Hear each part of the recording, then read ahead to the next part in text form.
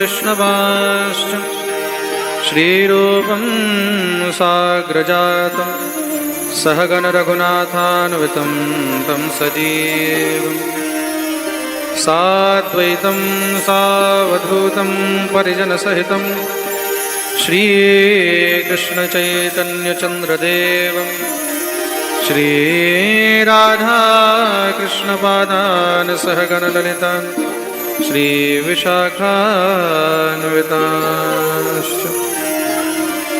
ध्येयं सदा परिभवग्नमभीष्टदोहं तीर्थास्पदं शिवविरिञ्चिनुतं शरण्यं भृत्यारितिहं प्रणतबालभवाब्धिपोतं वन्दे महापुरुषते चरणारविन्दं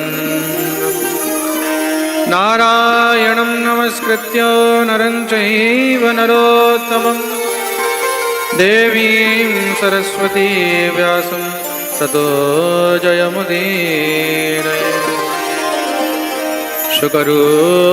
शुकरूपप्रबोधज्ञ सर्वशास्त्रविशारद एतत् कथा प्रकाशेन मदज्ञानं विनाशयम् अतुलितबलधामं स्वर्णशैलावदेहं दनुजवनकृशानं ज्ञानिनामग्रगण्यं सकलगुणनिधानं वानराणामधीशं रघुपतिप्रियभक्तं वातजातं नमामि गुरुवे गौरचन्द्राय राधिकाय तदालय कृष्णाय कृष्णभक्ताय तद्भक्ताय ते नमः श्रीकृष्णचैतन्य प्रभु नित्यानन्द श्री अद्वैत गदाधर श्रीवासादि गौरभक्तवृन्द हरे कृष्ण कृष्ण कृष्ण हरे हरे हरे राम राम राम हरे हरे जय जय श्री राधा रमण जय जय नवल किशोर जय गोपी चितचोर प्रभु जय जय माखन चोर बोलिए भक्तवत्सल भगवान की जय जय श्री राम निताई गौर हरि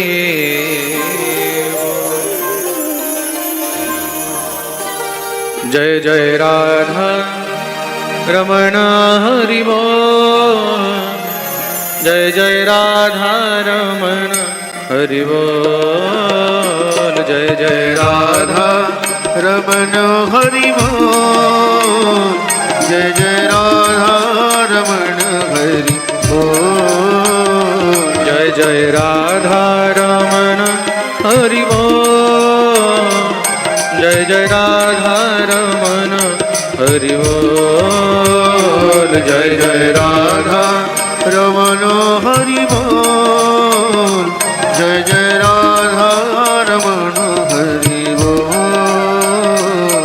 সবাই दोनों हाथ ऊपर করে তালি সেবা করে গাইবে জয় জয় রাধা রমণ হরি बोल जय जय राधा रमण हरि बोल जय जय राधा रमण हरि बोल जय जय राधा रमण हरि बोल जय जय राधा रमण जय जय राधा रमण जय राधा रमण जय जय राधा रमण जय जय राधा रमण जय जय राधा रमण जय जय राधा रमण जय जय राधा रमण जय जय राधा रमण जय जय राधा रमण जय जय राधा रमण जय जय राधा रमण जय जय राधा रमण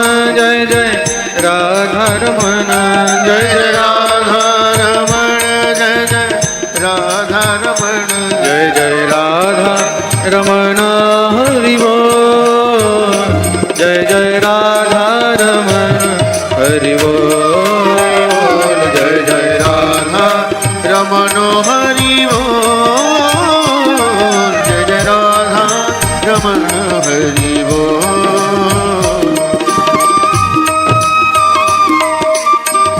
हरि बोल।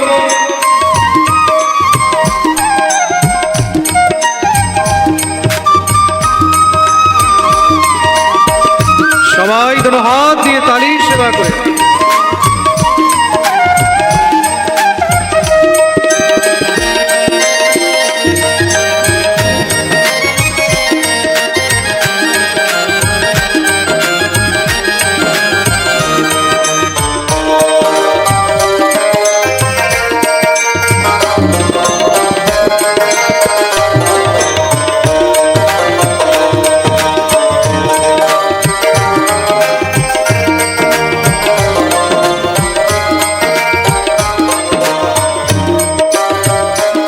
हरि बोल हरि बोल, हरि बोल हरि बोल, हरि बोल हरि बोल, हरि बोल हरि बोल, हरि बोल हरि बोल, हरि बोल हरि बोल, हरि बोल हरि बोल, हरि बोल हरि बोल।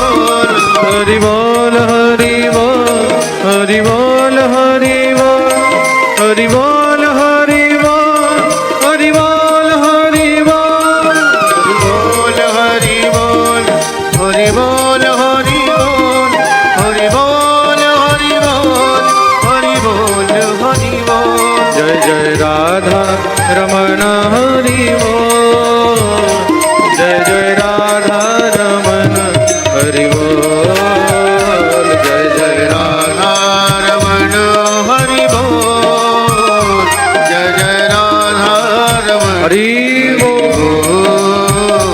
जय जय राधा रमण हरि बोल, जय जय राधा रमण हरि बोल, जय जय राधा रमण हरि बोल, जय जय राधा रमण हरि बोल, जय जय राधा रमण हरि बोल, जय जय राधा रमण हरि बोल, जय जय राधा रमण हरि बोल, जय जय राधा रमण हरि बोल, जय जय राधा रमण हरि बोल, जय जय राधा रमण हरि बोल, जय जय राधा रमण हरि बोल। गाइए जय जय राधा रमण हरि बोल, जय जय राधा रमण हरि बोल, जय जय राधा रमण हरि बोल, जय जय राधा रमण हरि बोल, जय जय राधा रमण हरि बोल, जय जय राधा रमण हरि बोल, जय जय राधा रमण, जय जय राधा रमण रमण हरि, जय जय राधा रमण, जय जय राधा रमण हरि बोल।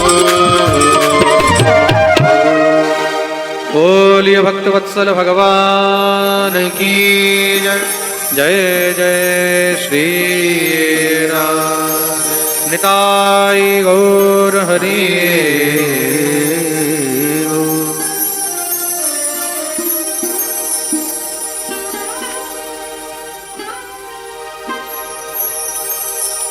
परमानंद चिन्मूर्ति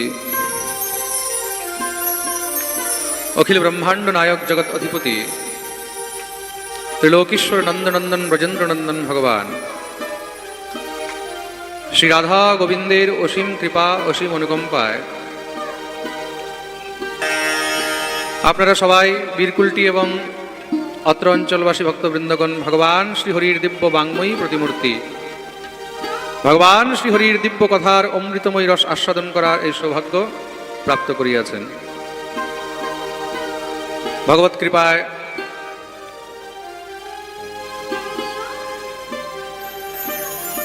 আমাদের বীরকুলটির আমার শিষ্যগণ বিশেষ করে কাঞ্চন আর দয়াময়ের এই উদ্যোগে সমস্ত ভক্তদেরকে নিয়ে দিব্য হরিকথার এই আয়োজন করা হয়েছে। আপনারা কিন্তু অনেক ভাগ্যবান।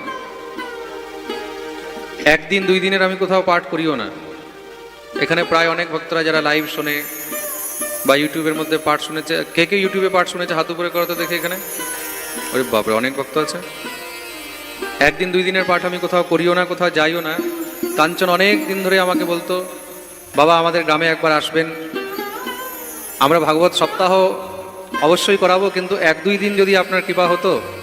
আমাকে প্রায় 2 বছর 3 বছর ধরে বলছে। তো কোনো সময় তো এরকম সুযোগ হয় না।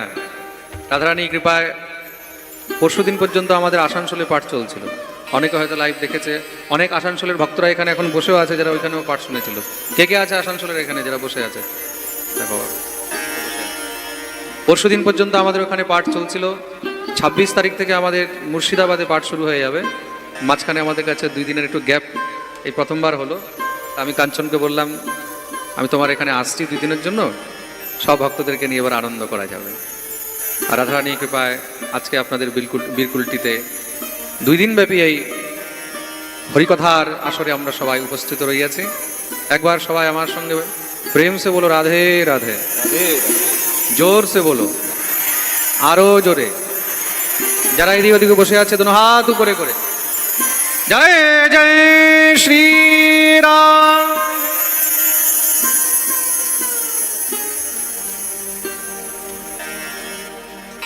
খুব মন দিয়ে শুনবে। ভগবানের কথা, হরিকথা, এই মধু, এই অমৃত যতই পান করো কখনো কিন্তু মন ভরে না। আমরা 7 দিন এখন পাঠ শ্রবণ করে আসলাম, 7 দিনে মন ভরেনি। যারা 70 বার পাঠ শুনেছে তাদেরও মন ভরবে না, আর ভরার কোনো কথাই নেই। তা 2 দিনের আমাদের কাছে সময় আছে, 2 দিনের মধ্যে আমরা কতটুকু শ্রবণ করতে পারবো? এই 2 দিনে ভগবানকে জানার জন্য আমরা ভাগবতকে জানার জন্য ভাগবতের একটু মাহাত্ম্য বর্ণন শ্রবণ করব।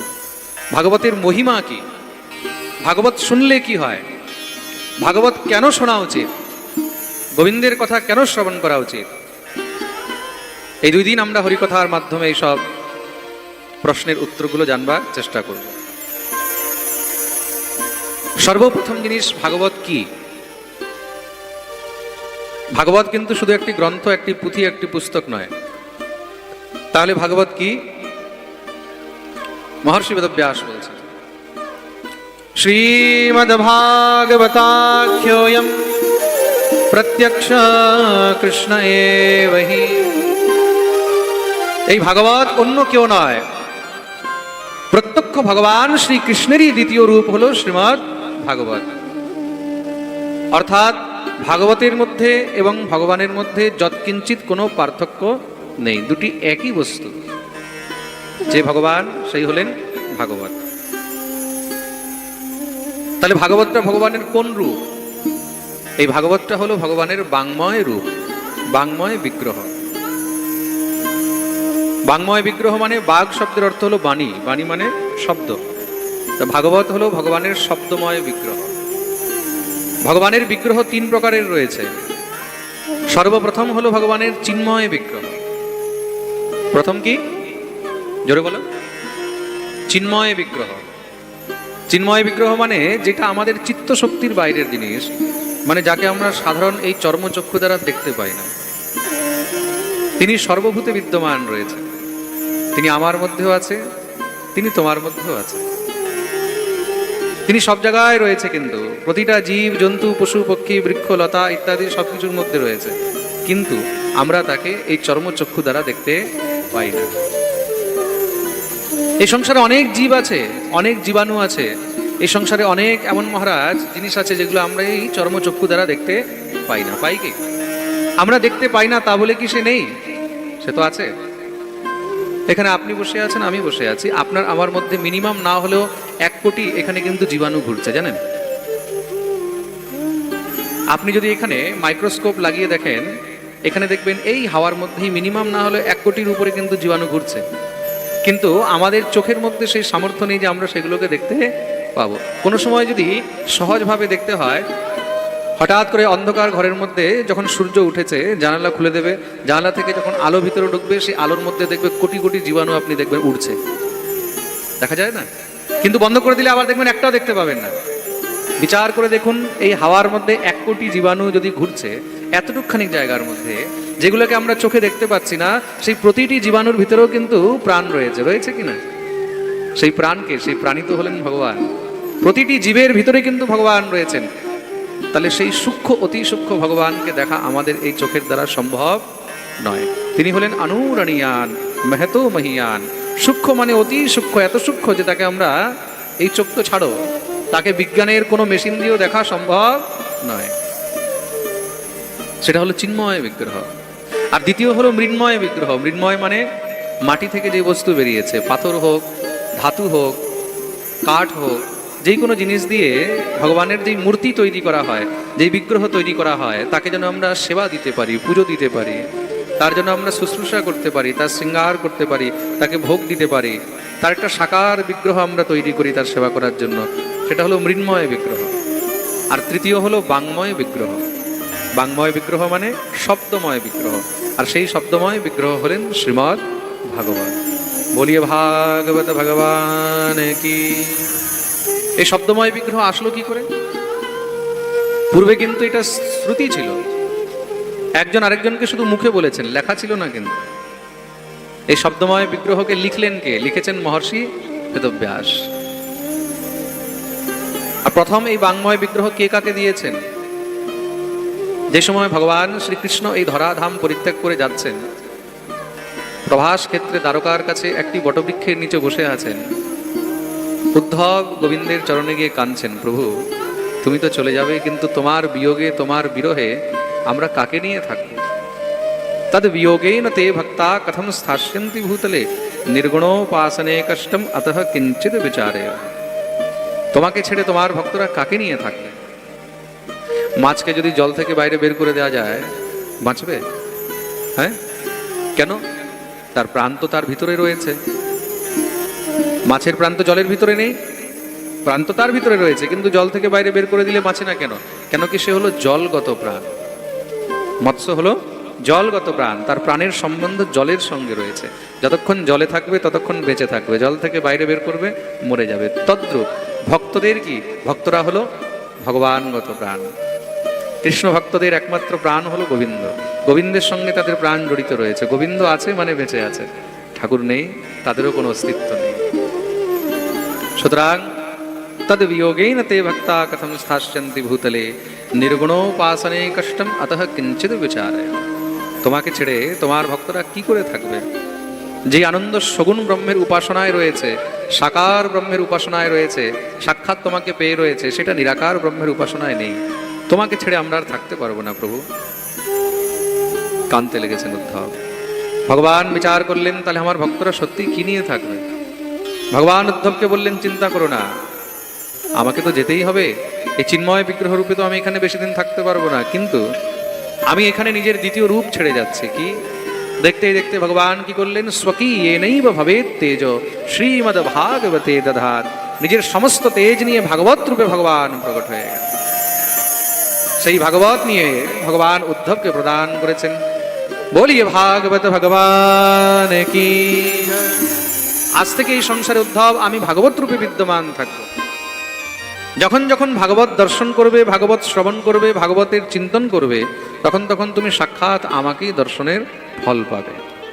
সুতরাং এই ভাগবতের মধ্যে আর ভগবানের মধ্যে যৎ কিঞ্চিত কোনো পার্থক্য নেই, দুটি একই তত্ত্ব। খুব মন দিয়ে শুনবে। কিন্তু সেই ভগবান সুলভ নয়, সেই ভগবানকে সবাই পেতে পারে না, কিন্তু ভাগবত রূপে ভগবানকে সবাই পেতে পারে।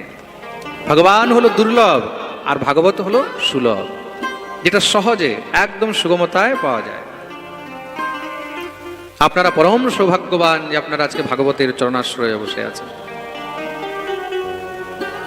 অনেক জন্মের যখন সৌভাগ্য উদয় হয়, তখন গিয়ে কিন্তু ভাগবতের কৃপা লাভ হয়।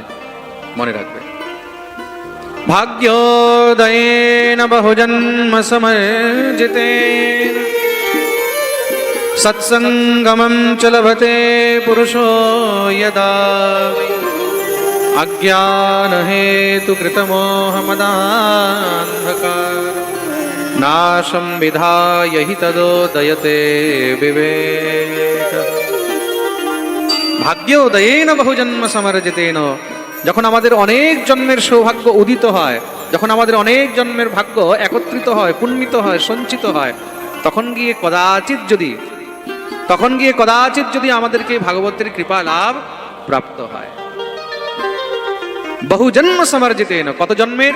বলছে 1 জন্ম, 2 জন্ম, 4 জন্ম, 10 জন্মের ভাগ্যে পাওয়া যায় কি? না না না, বহু জন্ম, কোটি কোটি জন্মের সৌভাগ্যে গিয়ে তখন গিয়ে ভাগবতের কৃপা লাভ হয়। প্রেম সে বলো রাধে রাধে। এই ভাগবতের মধ্যে কি আছে? ভাগবতের মধ্যে 3টি জিনিসের সঙ্গম কি কি?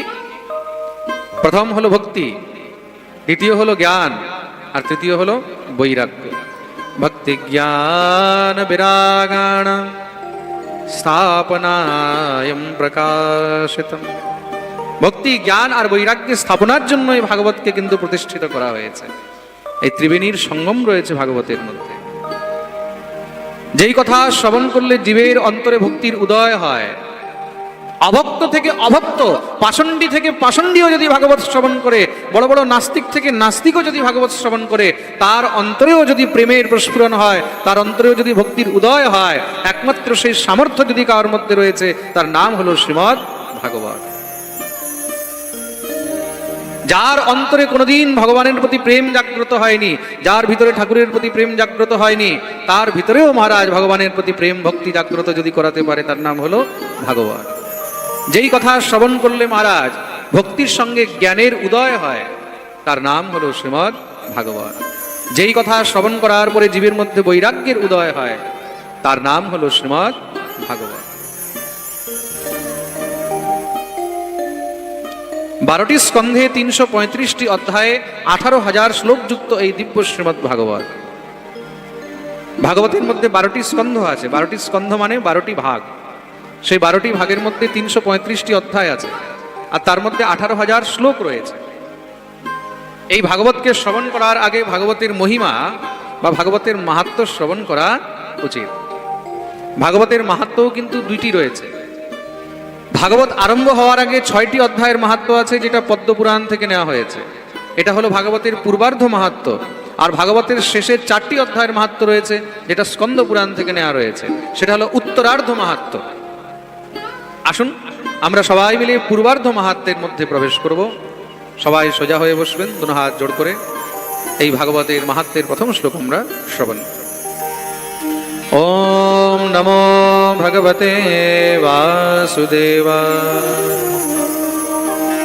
সচ্চিদানন্দ রূপায় বিশ্বোৎপত্ত্যাদি হেতবে তাপত্রয় বিনাশায় শ্রীকৃষ্ণায় বয়ং নমঃ। শ্রীকৃষ্ণায় বয়ং নমঃ। প্রথম শ্লোকে এখানে মঙ্গলাচরণে ভগবানের বন্দন করা হয়েছে। সর্বপ্রথম ভগবানের 3টি স্বরূপের বন্দন করা হয়েছে। কিছুক্ষণ আগে আমরা ভগবানের 3টি বিগ্রহ শুনেছিলাম, তাই তো? 3টি বিগ্রহ কি কি? চিন্ময়, মৃন্ময় আর বাংময়। এবার 3টি স্বরূপের বন্দনা করা হয়েছে। ভগবানের 3টি স্বরূপ। 3টি স্বরূপ কি কি? প্রথম হলো সৎ, দ্বিতীয় হলো চিৎ, আর তৃতীয় হলো আনন্দ। সৎ শব্দের অর্থ কি? সৎ মানে হলো সত্য। ভগবানই হলেন সত্য স্বরূপ। আর চিৎ শব্দের অর্থ হলো প্রকাশ। যার প্রকাশে সমস্ত জগৎ প্রকাশিত হয়ে রয়েছে, তিনিই হলেন কিন্তু পরব্রহ্ম। মনে রাখবে, এই সংসারে সূর্য যে প্রকাশ দিচ্ছে, সেই সূর্যকেও যিনি প্রকাশ দিয়ে রেখেছেন, তিনি হলেন সেই ঈশ্বর। তার কৃপাতেই কিন্তু আমরা প্রকাশিত হয়ে রয়েছি। তার কৃপা না হলে চোখ থেকেও কিন্তু মানুষ দেখতে পায় না। আমাদের দেহের প্রকাশ কি? দেহের প্রকাশ হলো চক্ষু। এই চক্ষু দিয়ে তো আমরা দেখি, কিন্তু তার কৃপা না হলে চোখ থেকেও মানুষ দেখতে পায় না, আর তার কৃপা হলে চোখ না থেকেও মানুষ দেখতে পায়। মূকং করোতি বাচালম পঙ্গুম লঙ্ঘয়তে গিরিম যৎকৃপাতমহং বন্দে পরমানন্দ মাধবম। মূকং করোতি বাচালম, তার কৃপা হলে বোবাও কিন্তু বলতে পারে। পঙ্গুম লঙ্ঘয়তে গিরিম, ল্যাংড়াও দৌড়াতে পারে। যৎকৃপাতমহং বন্দে পরমানন্দ মাধবম, শুধু একমাত্র তার কৃপাতেই সবকিছু সম্ভব। অন্ধও দেখতে পারে, ল্যাংড়াও দৌড়াতে পারে, বোবাও কথা বলতে পারে, আর কানে কালাও কিন্তু শুনতে পারে। শুধু তার কৃপা দরকার। জগৎগুরু শ্রী বল্লভাচার্যের অষ্টছাপ কবির মধ্যে এক শিষ্য তার ছিলেন, নাম ছিল সুরদাস। এই সুরদাসজি মহারাজ জন্মান্ধ ছিলেন।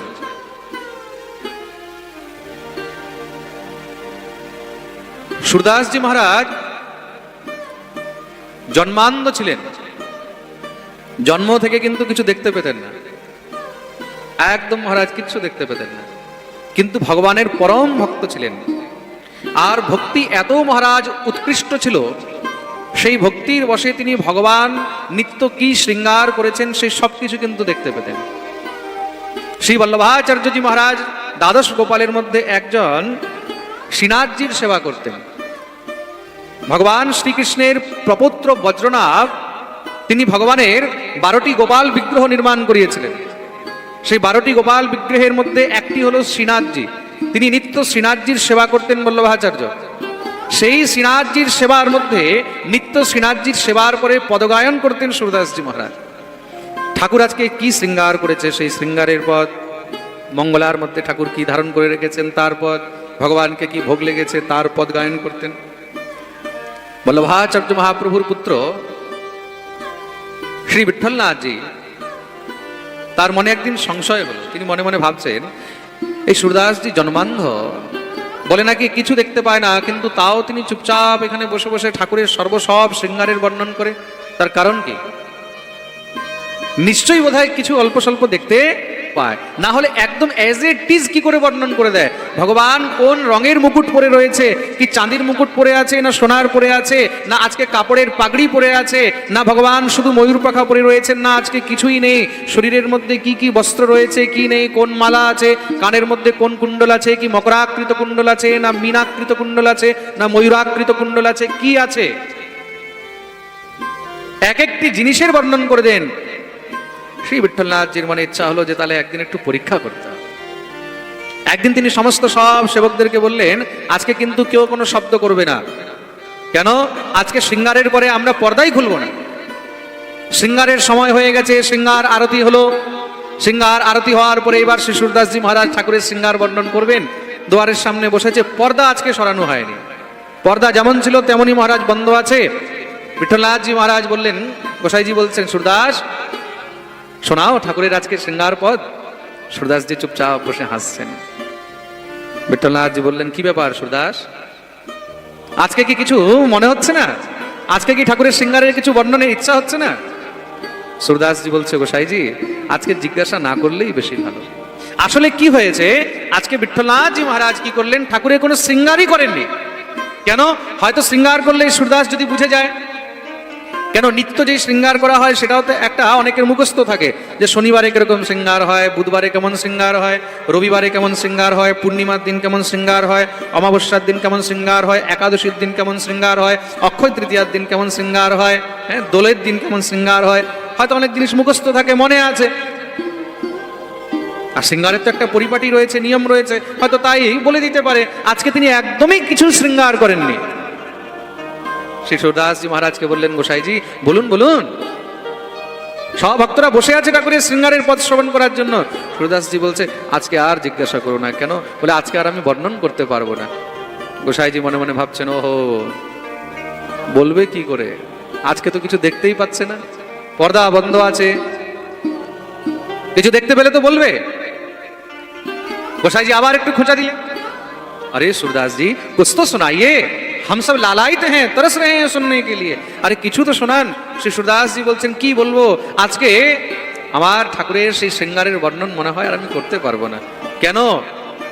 বলো বলো, কারণ কি? বলে আজকে শৃঙ্গার হয়তো মা যশোমতী দেখেছে, আর নয়তো আজকে আমি দেখতে পাচ্ছি। কেন? পর্দা তো বন্ধ রয়েছে, কেউ তো আর দেখতে পাচ্ছে না। আসলে আজকে ঠাকুরকে কিছু পড়াই নেই। বারবার যখন বিঠ্ঠলনাথজি বললেন যে না না আজকে তোমাকে শোনাতেই হবে, শ্রী সুরদাসজি মহারাজ বললেন, তাহলে শোনো। আজ হরি দেখে নঙ্গম নঙ্গ, আজ হরি দেখে নঙ্গম নঙ্গ, আজ হরি দেখে নঙ্গম নঙ্গ, আজ হরি দেখে নঙ্গম। আহা, যখনই বললেন আজকে আমি ঠাকুরকে একদম ন্যাংটা দেখতে পাচ্ছে, শরীরে কোনো বস্ত্রই নেই, একটা লেংটি পর্যন্ত পরানো হয়। বিঠ্ঠলনাথজি শুনছে আর শরীরে কম্পন দিচ্ছে, এক এক রোম পুলকিত হয়ে গেছে, চোখের থেকে ঝরঝর করে অশ্রুর ধারা হয়েছে। হ্যাঁ গোসাইজি, কিন্তু একটা জিনিস আছে, কি গলার মধ্যে খুব সুন্দর একটা মুক্তার মালা রয়েছে। मोती माले और माली विराजत, मोती माले और माझ विराजत, मोती माले और माझ विराजत, मोती माले और माझ विराजत, छवि के उठत तरंगा आज हरि देखे नंग में नंगा, आज हरि देखे नंग में नंगा।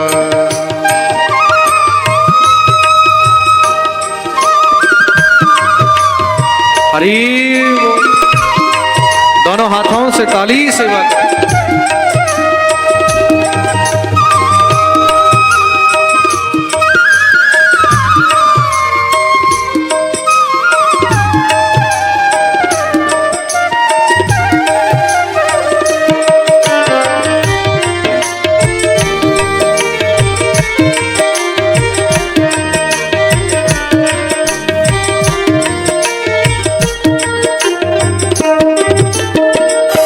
मोती माले और माझ विराजत, मोती माले और माझ विराजत, मोती माले और माझ विराजत, मोती माले और माझ विराजत, छवि के उठत तरंगा आज हरि देखे नंग मृदंगा, आज हरि देखे नंग मृदंगा।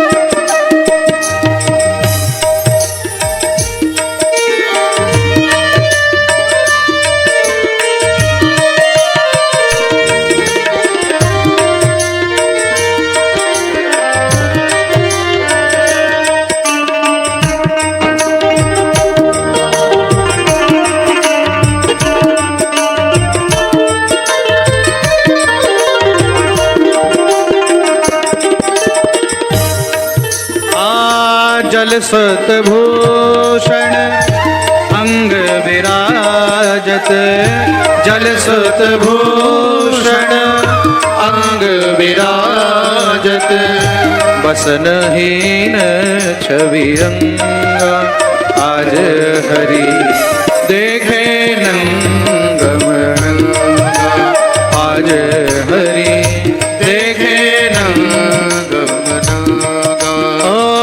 अंग अंग प्रति अमित माधुरी, अंग अंग प्रति अमित माधुरी, निरखिल जित रति कोटि अनंगा आज हरि देखे नंग मृदंगा, आज हरि देखे नंग मृदंगा, देखे नंग हो देखे नंग मृदंगा।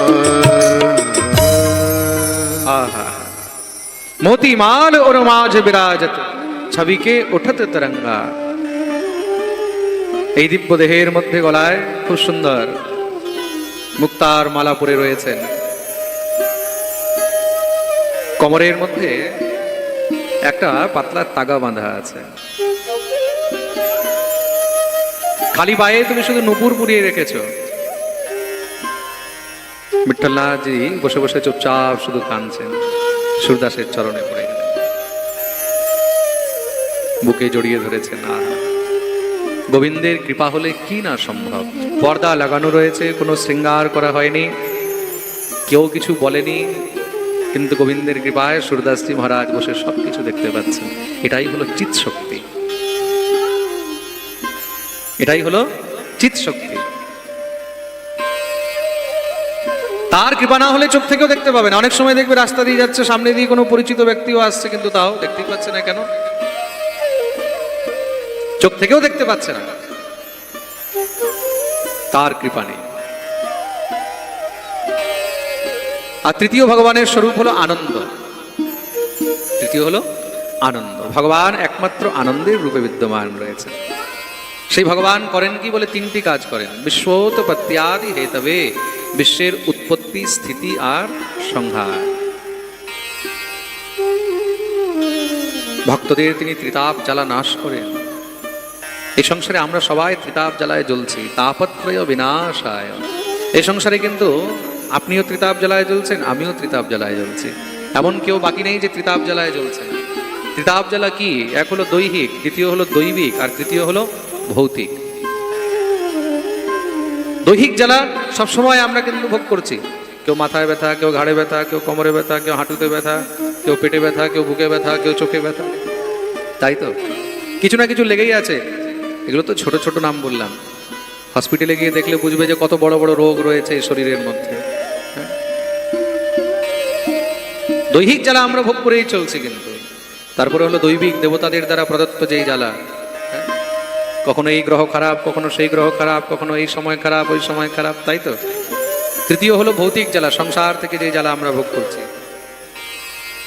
কখনো অতিবৃষ্টি, কখনো অনাবৃষ্টি, কখনো অতি গরম, কখনো অতি শীত, কখনো বন্যা, কখনো অকাল, কখনো ভুকমরি, কখনো মহামারী। 2 বছর ধরে তো আমরা একটা মহামারী নিয়ে এমনিতেই যুদ্ধ করছি। কত লোকের কত আপনজন মহারাজ চলে গেছে এই মহামারীর মধ্যে, হ্যাঁ তাই তো? এগুলো কি এদিকে? এগুলো হলো ভৌতিক তাপ। এই সংসারের মধ্যে আমরা সবসময় এই ত্রিতাপ জ্বালায় কিন্তু জ্বলছি। মানুষ যতই এই ত্রিতাপ জ্বালা থেকে বাঁচার চেষ্টা করুক না কেন, বাঁচতে পারবে না। বলে এই ত্রিতাপ জ্বালাটা কেমন দেখতে লাগে? বলে ধরে রাখো তুমি আগুনের উপরে বসে আছো, তুমি আগুনের উপরে বসে আছো, তাহলে কি হবে? বাঁচবে? শান্তি পাবে? তোমার নিচে আগুন জ্বলছে আর তুমি বসে আছো, শান্তি পাবে? তাহলে বলে আর তো জায়গা নেই, চারদিকে আগুনই আগুন। কি করবো? বলে আগুন থেকে বাঁচার জন্য মানুষ তার উপরে একটা কড়াই রেখে দিয়েছে, বলে কড়াইয়ের উপরে বসবো। নিচে আগুন জ্বলছিল, আগুন থেকে বাঁচার জন্য আগুনের উপরে কড়াই রেখে দিয়েছে, কড়াইয়ের উপরে বসে গেছে। এবার বাঁচতে পারবে? হ্যাঁ, বলে আগুন থেকে বাঁচার জন্য তার উপরে কড়াই রাখলাম, কড়াই রেখেও আমি বাঁচতে পারলাম না। বলে হাতও দেওয়া যাচ্ছে না, এ তো জ্বালার উপরে জ্বালা হয়ে গেল। প্রথম জ্বালা ছিল আগুন, দ্বিতীয় জ্বালা হয়ে গেল কড়াই। বলে এইবার তাহলে একটা কাজ করা যাক। বলে কি? তার উপরে বালু রেখে দাও, তার উপরে গিয়ে বসবো। পারবে? বাঁচতে পারবে?